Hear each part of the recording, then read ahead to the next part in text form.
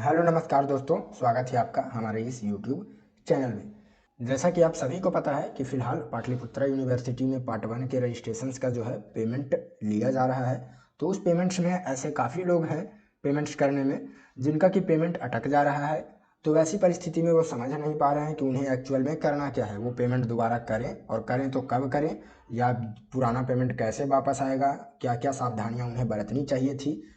इन सारे क्वेश्चंस का जो जवाब है वो मैं इस वीडियो में देने वाला हूँ। यहाँ पर देख सकते हैं मैंने पहले कुछ नोट डाउन किया है कि हमें क्या क्या करना होगा किसी भी पेमेंट करते वक्त या करने के बाद, फंस जाने के बाद। वो सारी चीज़ें मैंने यहाँ पर नोट डाउन कर रखी है। अब यहाँ पर चलिए शुरुआत से शुरू करते हैं।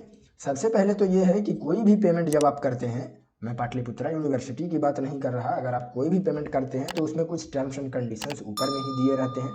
जैसे कि इसमें है कि यदि आपके बैंक खाते से राशि कट जाए और आपको भुगतान सफल होने का मैसेज मिला परंतु आपके फॉर्म पर भुगतान अपडेट नहीं हुआ है तो पुनः 24 घंटे के बाद ही करें। यहाँ पर ये पहले ही कह रही है कि 24 घंटे तक वेट करें। आप ऐसा नहीं कि हड़बड़ी में पहला पेमेंट फेल हो गया भाई मेरा तो दोबारा कर देते हैं। अगर पेमेंट आपके खाते से कट गया है तो आपको मिनिमम 24 घंटे का वेट करना ही चाहिए। मिनिमम मैं बता रहा हूँ, ये मैक्सिमम नहीं, मैं मिनिमम कह रहा हूँ आपको। दूसरी बात, जब भी कोई पेमेंट आप करते हैं तो जैसे कि अगर मैं इसकी बात करूं पाटलिपुत्रा यूनिवर्सिटी में, तो यहाँ पासवर्ड डालने के बाद जो आपका पेज ओपन होता है वहाँ पर एक मर्चेंट रेफरेंस नंबर आता है आपके सामने, कुछ इस तरह का मर्चेंट रेफरेंस नंबर करके इस तरह का एक नंबर आता है। जैसे कि मैंने पिछले वीडियो में आपको दिखाया था, मैं यहाँ स्क्रीनशॉट लगा दूंगा। वो रेफरेंस नंबर को आपको नोट डाउन जरूर करना है, आपको उस पेज का स्क्रीनशॉट लेकर रखना है। वो मर्चेंट के द्वारा जनरेट किया हुआ रेफरेंस नंबर होता है जिसकी मदद से आप गेटवे पर जाकर अपना पेमेंट का जो है वो स्टेटस चेक कर पाते हैं। अब गेटवे क्या है, पेमेंट गेटवे क्या है, इसका मैं यहाँ पर डिटेल तो आपको नहीं बताऊंगा, लेकिन बस गेटवे ये समझ लीजिए कि एक मेथड होता है एक मर्चेंट और एक कस्टमर के बीच पेमेंट करने का। मर्चेंट यहाँ पर हुआ पाटलिपुत्रा यूनिवर्सिटी और कस्टमर हुए उसके आप। दोनों का जो पेमेंट का कलेक्शन है या रिवर्स करने का जो प्रोसेस करती है वो होता है गेटवे। यहाँ पर SBI का गेटवे इस्तेमाल किया जा रहा है। ज़रूरी नहीं है कि हर जगह SBI का ही गेटवे इस्तेमाल हो, SBI ई-पे का ही इस्तेमाल हो। अलग अलग साइट्स पे, अलग अलग वेब पोर्टल्स पे अलग अलग गेटवे इस्तेमाल किए जाते हैं, लेकिन SBI का जो ये गेटवे है ये काफ़ी अच्छी सुविधा देता है हमें पेमेंट्स को ट्रैक करने का। तो आप सबसे पहले मर्चेंट रेफरेंस नंबर कॉपी करेंगे जिसकी मदद से आप यहाँ पर स्टेटस को ट्रैक कर पाएंगे। जैसा कि हम यहाँ एक करने वाले हैं, हमने प्रीवियस वीडियो में आपको दिखाया था एक रजिस्ट्रेशन का पेमेंट करके, तो उसी का हम पेमेंट यहाँ ट्रैक करेंगे। यहाँ पर हम वो मर्चेंट रेफरेंस नंबर इंटर करेंगे। मर्चेंट रेफरेंस नंबर इंटर करने के बाद वो पेमेंट हमने किस डेट को किया था वो यहाँ लिखेंगे, कौन से माध्यम से किया था, debit card, credit card, UPI, क्योंकि एग्जैक्ट हमें वही मेथड सेलेक्ट करना पड़ेगा तभी जाकर ये ट्रैक हो पाएगी। तो हमने जो कार्ड इस्तेमाल किया था वो वीज़ा का था, ये भी हमने यहाँ पर लिख दिया। मैं समझ सकता हूँ कि ये वीडियो जो है वो थोड़ा बोरिंग आपको लगेगा, थोड़ा लेंदी भी हो सकता है ये वीडियो, लेकिन इस वीडियो के ज़रिए आपको सीखने को बहुत कुछ मिलेगा, ये मैं आपको ज़रूर कह सकता हूँ। तो यहाँ पर देख सकते हैं ये मर्चेंट का रेफरेंस नंबर के थ्रू हमने ट्रैक किया। पेमेंट हमने किस डेट को किस टाइम को किया यहाँ पर नोट है, कितने का पेमेंट था वो भी यहाँ लिखा गया है, 311 का। स्टेटस क्या है, क्लियरिंग में है। और यहाँ पर ट्रांजैक्शन का डिस्क्रिप्शन क्या है, तो ये सक्सेसफुल हो चुकी है, आगे का प्रोसेस किया जा रहा है। आगे का प्रोसेस किया जा रहा है। अब क्या किया जा रहा है ये मैं आगे वीडियो में डिस्कस करूँगा। इन क्लियरिंग यहाँ क्यों शो हो रहा है, ये सक्सेसफुल क्यों नहीं शो हो रहा है, ये भी मैं इसमें बताऊँगा।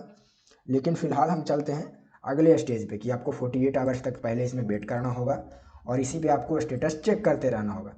उसके बाद हम बात कर लेते हैं कि अगर यहाँ पर इन क्लियरिंग नहीं होता, अगर यहाँ रिफंड लिखा हुआ होता, फेल्ड लिखा हुआ होता, पेंडिंग लिखा हुआ होता, तो आप क्या करते।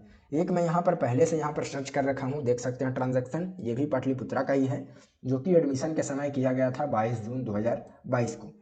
ये यहाँ पर देख सकते हैं ट्रांजैक्शन स्टेटस जो है रिफंड शो हो रहा है, स्टेटस में रिफंड। और रिफंड का हिस्ट्री क्या है नीचे ये भी दिया गया है कि 24 जून को ये रिफंड वहाँ से भेजा गया हमें।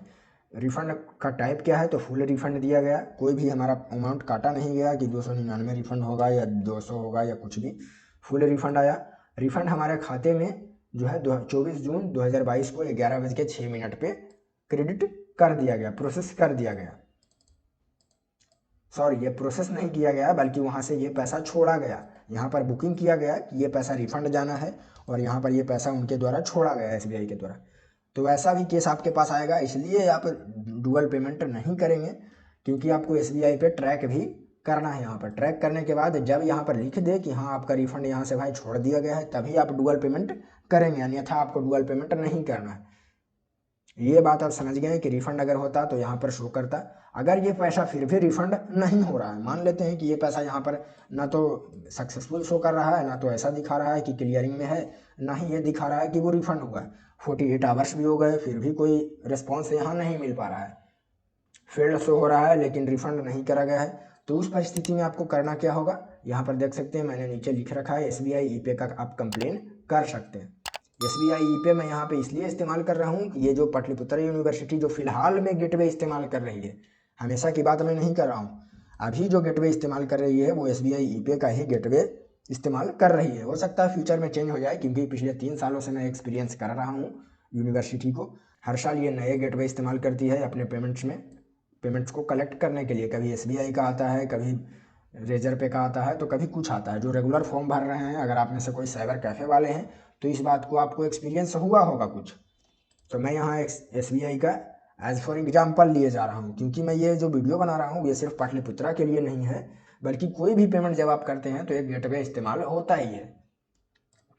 तो SBI का ई-पे का जो कंप्लेन का जो गेटवे है, कंप्लेन करने का जो ऑप्शन है, उसके लिए आपको यहाँ पर होम बटन पर टैप करना होगा, और यहाँ पर देख सकते हैं SBI ई-पे का होम पेज पे आप आएंगे, कंप्लेन मैनेजमेंट का यहाँ ऑप्शन दिया जाता है। ये मैं तब की बात कर रहा हूँ जब आपको 48 आवर्स हो जाए और यहाँ पर आपको रिफंड शो नहीं करे, ना ही रिफंड और ना ही क्लियर हो, ये पेमेंट क्लियरिंग में भी ना शो हो, तब आप यहाँ पर ईमेल एड्रेस और मोबाइल नंबर डालकर कंप्लेन रजिस्टर कर सकते हैं। इसके लिए आपको यहाँ पर ईमेल आईडी या मोबाइल नंबर डालकर कैप्चा फिल करके जनरेट OTP करना होगा। जैसे ही आप OTP वेरीफाई कर लेंगे तो यहाँ कुछ ऑप्शंस आएंगे कंप्लेन करने के लिए। यहाँ सबसे पहले पूछा जाएगा कि आप मर्चेंट हैं या कस्टमर हैं, तो आप यहाँ पे कस्टमर हैं। मर्चेंट इसके लिए SBI के लिए जो मर्चेंट है वो पाटलिपुत्रा यूनिवर्सिटी है, आप नहीं हैं, आप कस्टमर ही हैं। तो यहाँ पर आप डालेंगे कि कंप्लेन आपका किससे रिलेटेड है, रिफंड से रिलेटेड है या ट्रांजैक्शन से रिलेटेड है। तो यहाँ पर आप डालेंगे ट्रांजैक्शन से रिलेटेड है या रिफंड से भी रिलेटेड है, कोई भी ऑप्शन आप सेलेक्ट कर सकते हैं। अगर आपका ट्रांजैक्शन का स्टेटस नहीं पता चल रहा है तो ट्रांजैक्शन कंप्लेन, या रिफंड अगर इनिशिएट नहीं किया गया है तो रिफंड कंप्लेन आप सेलेक्ट करेंगे। यहाँ पर 2 ऑप्शन दिए जाते हैं, मर्चेंट ऑर्डर नंबर से आप कंप्लेन कर सकते हैं या SBI पे रेफरेंस नंबर से आप कंप्लेन कर सकते हैं। दोनों ही इसमें ऑप्शन दिए गए हैं, देख सकते हैं। मर्चेंट रेफरेंस नंबर ये रहा और SBI पे रेफरेंस नंबर ये रहा। हम ये नंबर यहाँ से अगर कॉपी करेंगे तो यहाँ पर इंटर कर सकते हैं। Merchant reference number option select करके यहाँ जैसे ही हम ये डालेंगे, ये ऑटोमेटिक यहाँ पर डेट आ जाएगा कि हमने ये पेमेंट जो है इस रेफरेंस नंबर के जरिए 22/6/2022 को किया गया था। पेमेंट का अमाउंट 300 रुपये का था। और यहाँ जो भी कंप्लेन है, अगर आपका रिफंड नहीं वहाँ से इनिशिएट करा गया तो वो लिख देंगे और सबमिट कर देंगे हम यहाँ पे। बाद में यहाँ वापस हम ट्रैक करने के लिए इस पर आएंगे, यहाँ कंप्लेन नंबर इंटर करेंगे। जैसा कि मैंने पहले काफ़ी कंप्लेन कर रखे हैं, तो जैसे यहाँ एक कंप्लेन नंबर है, इसको मैं यहाँ से कॉपी करता हूँ, कंप्लेन नंबर यहाँ इंटर करता हूँ और यहाँ पर मैं उसका स्टेटस चेक कर लेता हूँ। तो देख सकते हैं रिफ़ंड कंप्लेन हमने करा था 8 जुलाई को ये रेफरेंस नंबर के साथ, जो कि हमारा 1400 रुपये का एक फॉर्म का पेमेंट अटका था पाटलिपुत्रा में ही। हालांकि आज तक ये पेमेंट मेरा अभी तक रिवर्स नहीं हो पाया है, ये पेमेंट पाटलिपुत्रा के अकाउंट में चला गया है। 2 पेमेंट्स हमने कर दिए थे। हालांकि जो दोनों पेमेंट्स के बीच जो समय था वो करीब हमने 2 दिनों से ज़्यादा दे दिया, उसके बाद भी दोनों पेमेंट्स पाटलिपुत्रा के ही खाते में चला गया है। इसी वजह से मैं आपको कह रहा हूँ कि आपको डुअल पेमेंट्स किसी भी परिस्थिति में नहीं करना है जब तक कि आपको प्रीवियस पेमेंट क्लियर नहीं होता है।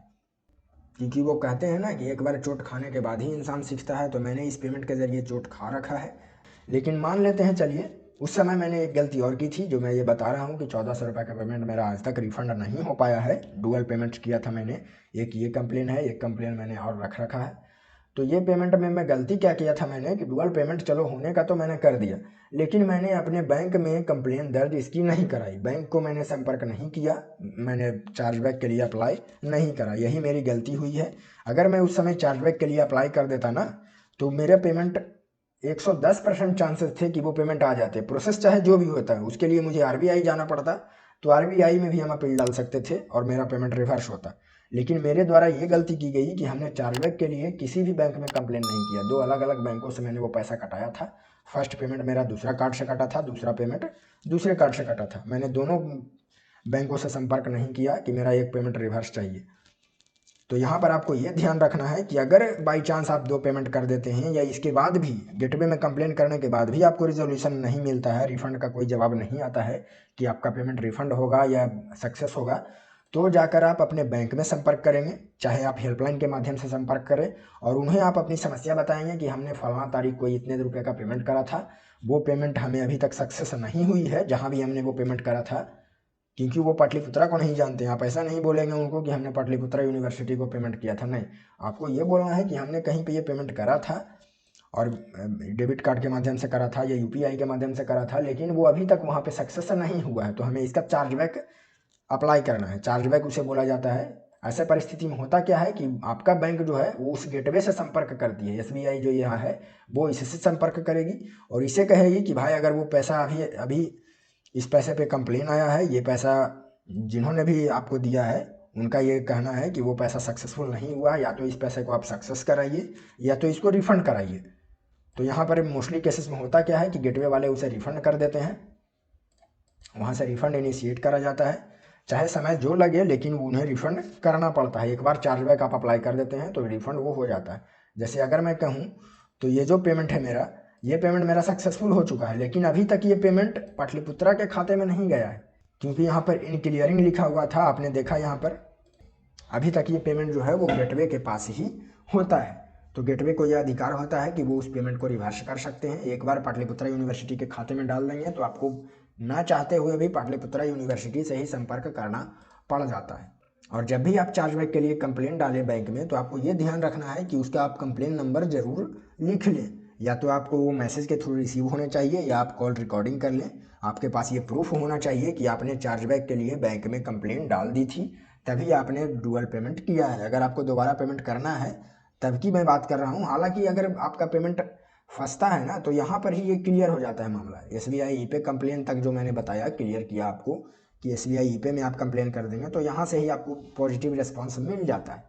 ये मैंने एक्स्ट्रा बता दिया, ये 3 ऑप्शंस, ताकि आप, हालांकि आरबीआई का अभी ऑप्शन मैंने डिस्कस नहीं करा है। हमारा एक पेमेंट था काफ़ी पहले, कहीं पर 2000 रुपये अटके थे, जो कि 5 महीने लगे। बैंक मानने को तैयार नहीं हुई कि वो पेमेंट सक्सेस नहीं बल्कि फेल्ड है, हमारे खाते से पैसे कटे थे, मानने को तैयार नहीं हुई। अंततः हमें जो है आरबीआई में अपील डालना पड़ा।